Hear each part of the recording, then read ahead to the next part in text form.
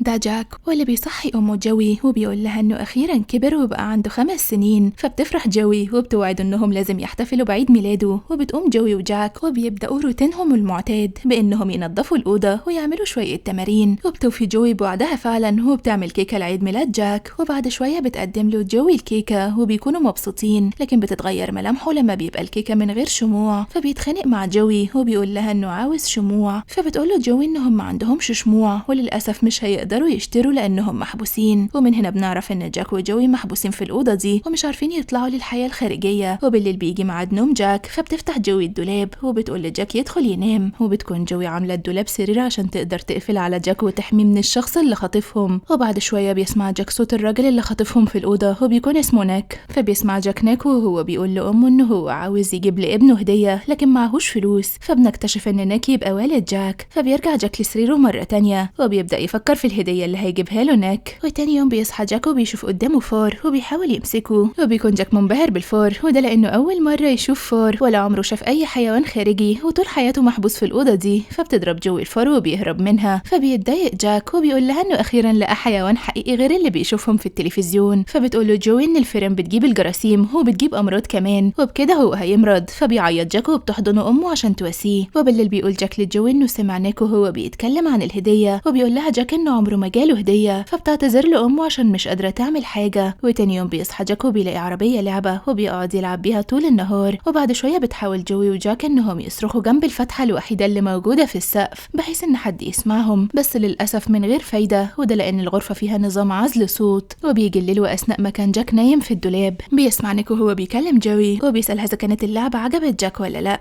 فبتقول له جوي إنها عجبته. فبيقول لها نيك إنه سايب شغله من 6 شهور ومش لاقي شغل، وإن الكهرباء هتقطع عنهم، وإن الفيتامينات اللي بيجيبها لهم هيضطر يوقفها. فبتقول له جوي إنه هو ما بيجيبش أكل كويس ولا حتى بيشوفوا الشمس، فهم محتاجين فيتامينز عشان يقدروا يعيشوا. وبيكون كل ده جاك صاحي وسامع، وبيلاحظ نيك إن جاك صاحي وبيتصنت عليهم وبيحاول يقرب منه عشان يخرج ويتكلم معاه. فبتحاول جوي إنها تبعد نيك عن جاك بالراحة عشان هي خايفة عليه. ولما بينام نيك بيطلع جاك من الدولاب وبيحاول يقرب من نيك عشان يشوفه. فبيصحى نيك وبيتكلم مع جاك، لكن بتصحى جوي وهي مفزوعة. ولما بتشوف نيك بيتكلم مع جاك بتحاول تمنعه إنه يتكلم معاه. فبيضربها نيك وبيخنقها لأنها منعته يكلم جاك بطريقة ضايقته. فبيتفزع جاك وبيخاف جدا وبيدخل جوه الدولاب عشان يستخبى من نيك. وبعد شوية بيمشي نيك وبيخرج جاك من الدولاب تاني وبيعتذر لجوي لأنه خرج من الدولاب وكان السبب في إنها تتضرب. وتاني يوم بيقطع نيك الكهرباء عن جوي عشان يعاقبها على اللي هي عملته امبارح. فبتقرر جوي إنها تقول لجاك كل حاجة عنها وحقيقة وجودها في الأوضة دي. فبتقوله إنها كانت عايشة في العالم الخارجي، ولما كان عندها 17 سنة كانت عايشة مع والدتها وكان نيك ده جارهم. وفي يوم طلب منها نيك إنها تدور معاه على الكلب بتاعه، ولما وافقت ضحك عليها وخطفها في الأوضة دي. وبيقول جاك لجوي إنه مش مصدق إن في عالم تاني غير الأوضة اللي هو عايش فيها. فبتقوله جوي إن في حياة تانية بره الأوضة دي وإنه في بشر كتير عايشين في العالم الخارجي. فبيتعصب جاك وبيقول لها إنها بتكذب وإن الأوضة دي تبقى العالم الحقيقي وبس. وطبعا ده لأن جاك اتولد في الأوضة دي وعمره ما شاف العالم الخارجي. وتاني يوم بيبدأ جاك يستوعب الكلام اللي سمعه امبارح من أمه وبيسألها أكتر عن العالم الخارجي، وده لأنه عنده فضول يعرف كل حاجة عن العالم. فبتقوله جوي إن العالم كبير جدا وصعب وصفه في كلام قليل. فبيقترح عليها جاك إنهم يقتلوا نيك ويهربوا. فبتقوله جوي إن الغرفة مقفولة بباب ليه رقم سري، والرقم ده ما يعرفوش غير نيك، وفي حالة لو قتلوه مش هيعرفوا يهربوا وهيموتوا من قلة الأكل. وبتقوله جوي إنها عندها فكرة للخروج من الأوضة، وبتبدأ جوي تنفذ فكرتها، وهي إنها بتسخن مية وبتحطها على راس جاك. وبتقول جوي لجاك إن هو لما يجي هتقوله يودي المستشفى لأن حرارته عالية جدا. وبتفهم جاك إن هو أول ما يروح المستشفى يقول للدكتور إن والدته اسمها جوي ومخطوفة عشان البوليس يبدأ يدور عليها. فبيعيط جاك لأنه خايف وبيقول لها إنه هيحاول يعمل كده. وبالليل بيوصل نيك الأوضة وبتقوله جاك سخن جدا ولازم يروح المستشفى، وبيتأكد نيك من حرارة جاك وبيلاقيها عالية فعلا. فبيبدأ يرتبك، لكن بيقول لجوي إنه هو مش هيقدر يوديه المستشفى وهيجيب له علاج بكرة وبيسيبهم وبيمشي. فبتتضايق جوي لأن خطتها في الهروب فشلت وبيجيلها فكرة تانية لكن أصعب. وتاني يوم بتقول جوي لجاك إن الخطة المرة دي إنه يعمل نفسه ميت، وبتقوله جوي إنها هتلفه في سجادة عشان نيك ياخده بعيد ويدفنه. وبمجرد ما نيك يحط جوي في العربية لازم جاك يلف السجادة من عليه ويهرب ويروح لأي حد ويطلب المساعدة. فبيرفض جاك الخطة دي وبيقول لها إنه خايف. فبتحاول جوي إنها تهديه وتقوله إنه هيحب العالم الخارجي جدا. وبعد شوية بتسمع جوي صوت نيك وهو جاي، فبتبدأ في تنفيذ خطتها وبتلف جاك فعلا في السجادة. وبتبدأ جوي تعيط وبتقول لنيك إن جاك حالته فضلت عربيات تسوق طول الليل وجاله تشنجات ومات. فبيحاول نيك انه يتأكد من موت جاك، لكن جوي بتأدي دورها بمهارة وبتعيط اكتر، فبيصدقها وبيقول لها انه هياخده ويدفنه. وبيشيل نيك جاك وبيكون مصدوم وبياخده وبيحطه في العربية. ولما بيمشي نيك بالعربية بيفتكر جاك كلام والدته وبيطلع من السجادة وبيكون منبهر جدا بالعالم الخارجي واللي مامته حكت له عنه. والعربية بتبدأ تبطأ بسبب الإشارة، فبينط جاك من العربية وبيجري. ولسوء الحظ بيسمعوا نيك وبيروح وراه. وأثناء ما كان جاك بيجري بيخبط في راجل معاه كلب، فبيحاول الراجل انه يساعد جاك، لكن نيك بيكون مسك جاك وبياخده وبيمشي. لكن جاك بيبدأ يصرخ على الراجل ده وبيطلب منه المساعدة، فبيهدد الراجل نيك وبيقول له انه هيبلغ البوليس. وبمجرد ما بيسمع نيك سيرة البوليس بيرمي جاك على الأرض وبيركب عربيته وبيهرب. فبيتصل الراجل ده بالشرطة، وبعد شوية بتيجي فعلا الشرطة عشان تحقق مع جاك ويعرفوا ايه اللي حصل له عشان يساعدوه. فبتسأل الشرطة جاك عن مكان والدته، وبكل خوف بيقول لها جاك ان امه محبوسة في أوضة. وبيبدأ يوصف لهم البيت من خلال اللي قدر يشوفه هو في العربية، وحسب الوصف اللي وصفه جاك بتعرف الشرطة مكان جوي وبتطلب الدعم وبيتحركوا للمكان. وبعد شوية بتوصل الشرطة لمكان جوي وبيخرجوها بعد مدة حبس دامت 7 سنين. وحضنت جوي جاك وهي بتعيط، لكنها كانت سعيدة ان ابنها قدر ينقذها وما تخلاش عنها. ومع الأسف بتكتشف الشرطة ان نيك ما كانش في البيت وبيكون هرب. فبتروح جوي وجاك بعد كده للمستشفى عشان يتعالجوا. وتاني يوم بيصحى جاك من النوم وبيكون مش مستوعب العالم الجديد اللي هيبدأ يعيش فيه. وبتصحى جوي وبتقول لجاك انه هيشوف جده وجدته النهارده. فجاك بيقول لها انه خايف ان نيك يلاقيهم ويخطفهم مرة تانية. فبتقول له جوي ان محدش هيقدر يقرب لهم مرة تانية. وبعد شوية بيوصل والد ووالدة جوي وبيكونوا منهارين جدا بسبب اللي حصل لبنتهم. وبيروح جاك مع امه عشان يقعد مع جده وجدته. وبيكون جاك لابس كمامة لانه مش متعود على جراثيم الطبيعة بسبب العزلة في الأوضة دي لفترة طويلة. وبتكون جوي مستاءة بعد ما بتعرف ان والدها ووالدتها انفصلوا وامها اتجوزت شخص تاني وكل واحد فيهم كمل حياته لوحده. ولما بترجع جوي المستشفى بتيجي الشرطة وبتحقق مع جوي وبيبدأوا ياخدوا أوصاف نيك. وبعد فترة بتتعرف قصة جوي في كل وسائل الإعلام وبيتم القبض على نيك. وبتخرج جوي من المستشفى وبتاخد جاك وبيروحوا البيت والدتها وبيعيشوا معاها. وبتبدأ تتعرف جوي وجاك على جوز أمها وبيكون في هدايا كتيرة جدا لجاك، لكن بيكون كلامه قليل ولسه ما تأقلمش على الوضع الجديد. وبالليل بتتعشى جوي وعيلتها وبتلاحظ جوي ان والدها بيتجاهل انه يبص لجاك، وده بيدل انه مش متقبل جاك. فبتسأل جوي والدها عن السبب اللي مخليه ما يبصش لجاك، فبيتجاهل والدها الرد على السؤال، لكن بتطلب منه تاني بإصرار انه يبص له ويكلمه. فبيتردد والد جوي وبيرفض انه يبص له، وده لانه مش متقبل الطريقة اللي اتولد بيها وبالتالي ما بيحبهوش. وبتتضايق جوي وبتاخد ابنها وبتطلع اوضتها وبتكون حاسة انه مش مرغوب فيها هي وابنها، لكن الولد ملوش ذنب. وتاني يوم بيجي محامي عيلة جوي وبيقول ان قصة خطفها بقت مشهورة جدا وفي مذيعين كتير وقنوات كتير عاوزين يصوروا معاها، وده هيوفر لها فلوس كويسة ليها ولابنها، وخصوصا ان هما معهمش فلوس. فبتوافق جوي وبتحدد معاهم ميعاد عشان تعمل لقاء تلفزيوني. وبعد شوية بتاخد جوي جاك وبتجيب له مكعبات عشان يلعب بيها عشان يبدأ ينمي ذكائه، لكن بيرفض جاك لانه لسه ما تأقلمش برضه. فبتزعق له مامته وبيضطر يسمع الكلام. وفي الوقت ده جوي بتكون متعصبة جدا، فوالدتها بتحاول تتكلم معاها وتهديها، لكن بتتعامل معاها جوي بأسلوب سيء وبتتهمها انها ما كانتش مهتمة بغيابها وان خطفها ده ما وقفش حياتها بدليل انها اتجوزت. فبتتضايق والدة جوي وبتقول لها انها ما كانتش بتنام بسبب انهم بيدوروا عليها وانها طول الوقت كانت بتفكر فيها. فجوي ما بتصدقش كلامها وبتسيبها وبتمشي. وتاني يوم بتيجي مذيعة عشان تعمل مع جوي لقاء تلفزيوني، فبتقول المذيعة لجوي ان المفروض الامهات يضحوا عشان ابنائهم، عشان كده بتسألها ليه ما طلبتش منك انه يخرج جاك بره الأوضة عشان يعيش حياة سوية زي اي طفل. فبتقول لها جوي انه ما خطرش على بالها تعمل كده لانها كانت خايفة على جاك من نيك لانه كان ممكن يخرجه ويموته. وبيخلص اللقاء التلفزيوني وبتكون جوي متأثرة بسببه جدا وحاسة انها انانية ومش كويسة خالص، فبتقرر انها تنتحر. وبالليل بيصحى جاك بالصدفة وبيروح الحمام، بيلاقي جوي وقع على الارض ما بين الحياة والموت. فبيصرخ جاك وبينادي على جدته وبيطلبوا الاسعاف عشان يلحقوا جوي. ولحسن الحظ بتتنقل جوي للمستشفى وبتكون عايشة، وبيتصل جاك بوالدته عشان يطمن عليها، فبيعرف انها هتضطر تقعد في المستشفى لكام يوم. وبعد فترة بيستقر جاك في حياته الجديدة وبيكون مفتقد جوي جدا، فبيطلب جاك من جدته انها تقص له شعره عشان يبعته لجوي على امل انها تفتكره وترجع تهتم بيه تاني. وبالفعل بترجع جوي لجاك وبتعتذر له عشان كانت بتحاول تنتحر، وبيبداوا هما الاتنين يعيشوا حياة طبيعية من تاني. وفي يوم بيروح جاك وجوي للأوضة مرة تانية بناء على طلب جاك، وده عشان يودعها للمرة الأخيرة لأنه عاش فيها 5 سنين كاملين. وبيمشوا بعدها وهم مبسوطين انهم قدروا يتجاوزوا كل اللي حصل لهم ويتأقلموا مع العالم الخارجي. وبس كده بيخلص الفيلم.